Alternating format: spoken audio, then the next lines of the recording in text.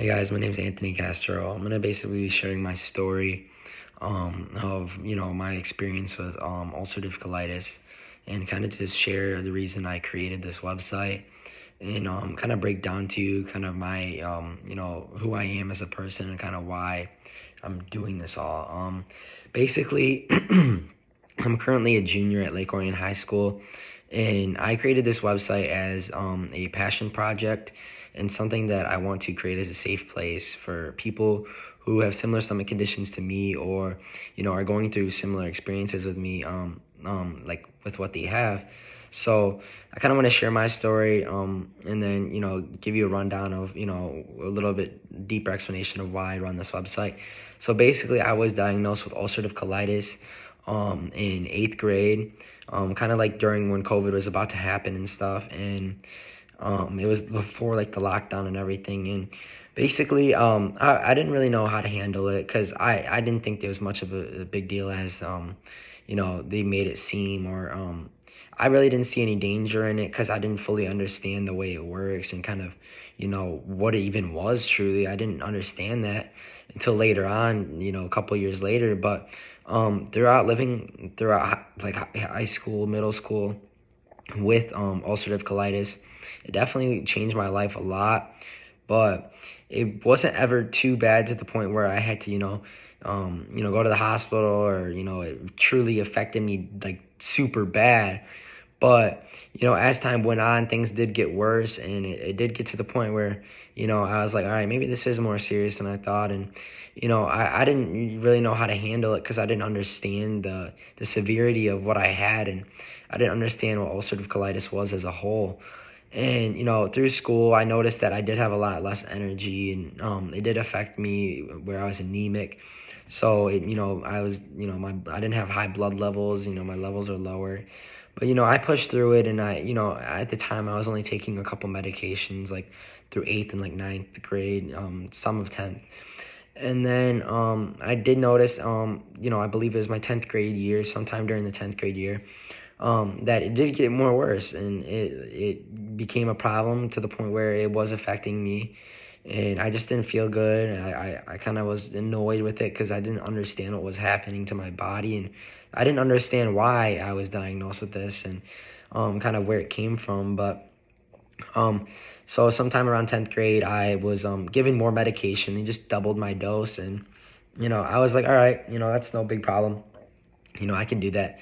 And then I noticed that I was like, all right, this isn't really helping. It was kind of knocking it down for a little, and then randomly, for about a 6-7 month period from like 10th to a little bit of 11th grade, I was doing super good, super great health. I wasn't having any problems, wasn't losing any blood.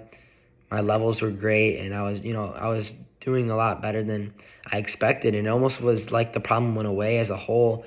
And I honestly thought I got rid of the problem, and I thought, okay, I have nothing to worry about. But then around November, a little early November of like last year, I noticed very severe changes in my my problems with my stomach, and it got to the point where it was I was losing a lot of blood. I was in so much pain. It was pretty much affecting me in school. I couldn't focus or make it throughout a whole school day without having to use the restroom at least 5 to 6 times. And it got to the point where I had no energy in school at all, where I was literally almost sleeping in class by the end of the day. And this was just affecting me not only in school, but through sports, and through working out and stuff, and being around family. It made it hard to just even hang out and have quality time with family members or friends. And then it also took a toll on my work. I was working at Top Golf in Auburn Hills, as many of you know, and it just took a toll on me to the point where I couldn't really do anything at all. And it almost felt as my life was just completely taking a 180 and going downhill. And once the problem started getting worse, I let my parents know, and we, got in contact with the doctors, and, they were aware of the situation. So we kind of had a plan of how we are going to, go about it. And, we knew that we went through like all the steps and kind of procedures that we could go about and how we could handle this. And the last step would obviously be surgery. But at the time, in my mind, I'm thinking that's the last thing I'm going to want to do. Or if I'm going to do this, I truly don't even want to like live at that point. And that was truly my honest thoughts. I didn't know how to handle it. And I really couldn't, I couldn't understand like a life, or I couldn't even picture that for myself. And, sure enough, ended up going down that road. But as time went on, through November, I had to switch to online school because I couldn't even focus in school. I could barely get my work done. And then I also had to quit my job because I could not work, or, just work for 6 hours carrying heavy trays or just doing hard duty work. Just even stuff that isn't that hard, I couldn't really do because, the energy levels were just not there. I was in pain a lot of the times, and I would also often find myself at the most random times having to run to use the restroom. And it would just really cause just a lot of mental, stress, and just it really put me in a bad mindset because, I had to change my whole life around it. And I just lived in fear of, I can't really do anything because what if this happens or what if that happens? And, as time went on, we kept trying medications. They eventually gave me steroids, around December and maybe late November. And, the steroids weren't working. And then they gave me another form of steroids, and it didn't work. It didn't touch it up. It really didn't help at all. And then they had to move on to biologic medicine. And the biologic medicine is very strong, and they see it be very successful for many people. But in the case of me, it just didn't even really help. I remember doing the first 2 doses, and after the first one, I felt a little bit better. I felt like it calmed down the problem a little bit, but it wasn't enough to where I could, go back to a normal life or anything like that. And then after the second dose, I noticed a little bit of a difference also. So things are moving in the right direction. But, in my head, I'm like, I can't go back to a normal life like this. I can't, it's not a livable condition that I'm in right now. Like, I just can't really do the things that I was doing before. And my whole life was just adjusted around, my stomach condition. I was losing tons of weight at the time because for me, I couldn't really eat any food. Any food I ate upset my stomach, and I'd either puke it up or just have the worst, sharpest pains in my stomach. It felt like I was being violently like stabbed in my stomach to the point where it made me so nauseous, and I was always just dry heaving all the time. And it got to the point where I was just losing so much blood. Like I literally thought I was like, it would look like a murder scene. It was just so much blood every single day, internally, externally. It just made me feel like just horrible about myself because I was like, why me? Why is this, happening? And it got to the point where they had to admit me into the hospital. And at the time I went into the hospital down about 20 pounds. And, that was already hard on its own. And I lost about 20 pounds, before I got admitted to the hospital on January 14th. And their plan was to give me a double dosage of Inflectra medicine, which is the biologic medicine that they use to treat the condition. And they expected great results from that, and they expected it to, take down the problem a lot and get me back into a more stable condition. That way I could, get back into shape and slowly, continue on with my life and, just get back to the things that I was doing before, because I truly had everything taken away from me within that the month or so. So once I was admitted, they hooked me up, ran tests, put on IVs, and then they ended up giving me the medicine, and it did nothing. First, the medicine just didn't even work at all. The problem got worse, actually, after they gave me the medicine. It got way worse. And, they did not like what they saw, and they knew that, there had to be serious measures taken. And throughout the time in the hospital, I remember, the day after they told me the medicine wasn't going to work, they had to run a bunch of tests to kind of figure out what the next plan was. And In my head, I wasn't thinking surgery because I was thinking maybe they have other, plans. And so they ended up having to do MRE and like MRI or whatever. And I remember like it was through the next week or so, it was just test. I had to get another colonoscopy scope done because they didn't like the inflammation that they saw through the MRE, and basically, they were upset with the results, and were kind of confused on what was going on, and the throughout the time in the hospital stay, I had to get at least five. I think it was like 5 or 6 blood transfusions, and then 2 iron transfusions, because the iron helps stabilize my blood and keeps it at a better rate and helps blood continue to grow and stuff. But I had about 5 or 6 of those, and then the 2 iron transfusions, and then I had about, I don't even know how many X-rays. I had countless X-rays of them trying to, see what was the problem after surgery and before surgery. I had the colonoscopy done beforehand.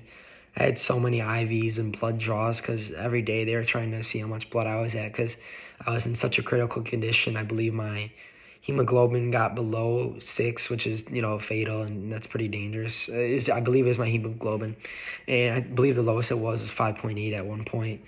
And, after they did the colonoscopy, I remember, waking up, and I remember just finding myself, just kind of confused on what was going on. And I was like, all right, so what did they see? And they're like, the inflammation was so bad. It was like over 50% of my, over 50% of my colon was severely inflamed. And the rest of it was just inflamed, but not severely, but it was still super bad. I forgot, they gave me a measurement of how much of it was severely inflamed, and they showed us through the MRI photos and through the colonoscopy stuff. Like, they showed me the photos, and it was only like just a small little passage that stuff could even get through. So basically anything I ate would just probably either just destroy my stomach because it couldn't get through, or it just was horrible because there was no room in the colon to for anything to get by. And I found myself just really struggling to deal with that. And I was kind of really hurt because once I got out of the colonoscopy, they were talking about, surgery, like surgery is the next option. I just remember, getting emotional because I knew that this would change my life completely, and it already changed my life a lot worse than I wanted to, and I knew that it was only going to be worse after surgery and everything.